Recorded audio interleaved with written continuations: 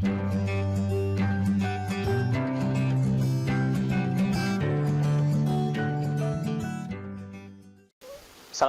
warahmatullahi wabarakatuh. Selamat pagi anak-anak.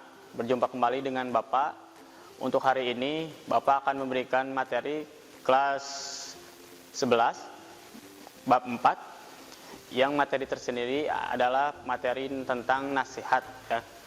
Untuk nasihat sendiri dalam sehari-hari kita sering sekali menemui atau menemukan nasihat.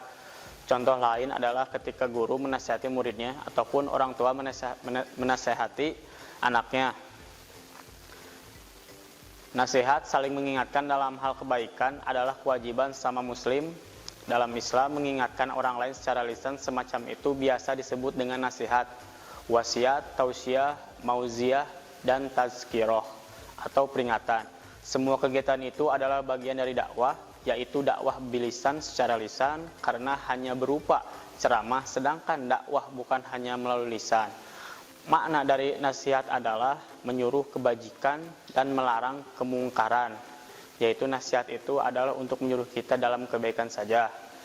Artinya mengajak orang lain untuk mengerjakan perbuatan yang dapat mendekatkan dirinya kepada Allah dan mengajaknya untuk melakukan perbuatan baik. Untuk selanjutnya, dalam agama, nasihat ini adalah bagi orang awam dari umat Islam atau rakyat biasa, bukan pemimpin. Maksudnya bahwa tegaknya agama hanyalah dengan memberikan kasih sayang kepada orang kecil, memperhatikan kepentingan mereka, mengajari apa-apa yang bermanfaat bagi mereka, dan menjauhkan semua hal yang membahayakan untuk mereka. Pemberian nasihat merupakan peringatan, dorongan, dan pemberitahuan bahwa kita satu sasaran dan satu tujuan akhir. Untuk selanjutnya di sini ada adab memberi nasihat. Yang pertama, ikhlaskan niat. Artinya semata-mata untuk mengharapkan wajah Allah Subhanahu wa taala, karena yang demikian ini berarti pemberi nasihat akan mendapatkan ganjaran dari Allah Subhanahu wa taala, sehingga Allah pun akan membantu engkau agar orang yang dinasihati diberikan hidayahnya olehnya. Yang kedua, menasihati secara rahasia, artinya bahwa penerima nasihat adalah orang yang sangat butuh untuk ditutupi segala keburukannya dan diperbaiki kekurangan-kekurangannya, maka tidaklah nasihat akan mudah diterima bila disampaikan secara rahasia. Di sini ada hadis dari Imam Abu Hatib bin Hibban al-Busti yang artinya, namun nasihat tidaklah wajib diberikan kecuali dengan secara rahasia. Karena orang-orang yang menasihati saudaranya secara terang-terangan, pada sejatinya ia telah memperburuknya atau keadaan penerima nasihat. Barang siapa yang memberi nasihat secara rahasia, maka dia telah menghiasinya. Maka menyampaikan sesuatu kepada seorang muslim dengan menghiasinya lebih utama daripada bermaksud untuk memperburuknya. Untuk selanjutnya, yang ketiga ini memberi nasihat dengan halus, penuh adab dan lemah lembut. Hal ini dikarenakan memberi nasihat ibaratnya seperti membuka pintu ya.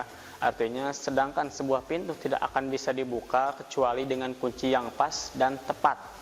Maka pintu itu adalah hati sendiri dan kuncinya adalah nasihat yang disampaikan dengan lemah lembut, santun dan halus.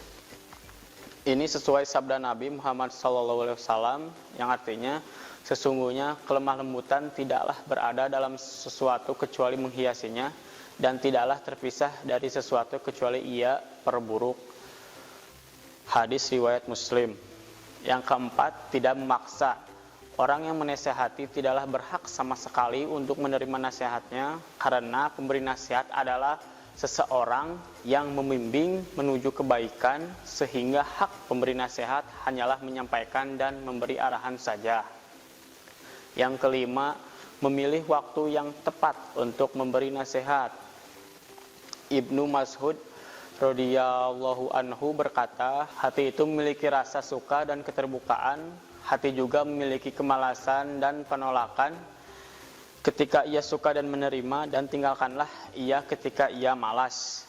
Al-Adab Asy-Syariyah karya Ibnu Muflih. Untuk selanjutnya di sini ada hikmah dan manfaat nasihat.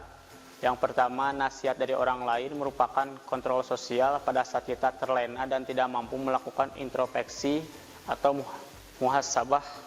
Yang kedua, mengingatkan diri sendiri untuk konsekuen jika kita sebagai pemberi nasihat. Yang ketiga, selalu menjaga kebersihan hati dan pikiran dari niat dan rencana kotor atau tercela. Yang keempat, terjalinnya persatuan dan persaudaraan antara pemerintah dan semua lapisan masyarakat.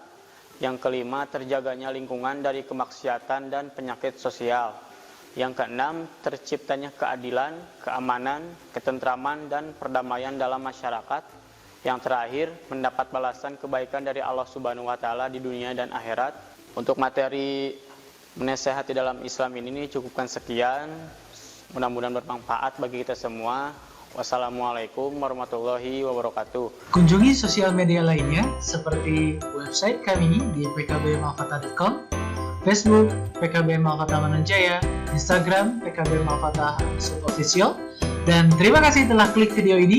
Jangan lupa like, comment, share, and subscribe untuk menunjukkan dukungan kamu terhadap channel ini. Enjoy the video PKB Malfatah.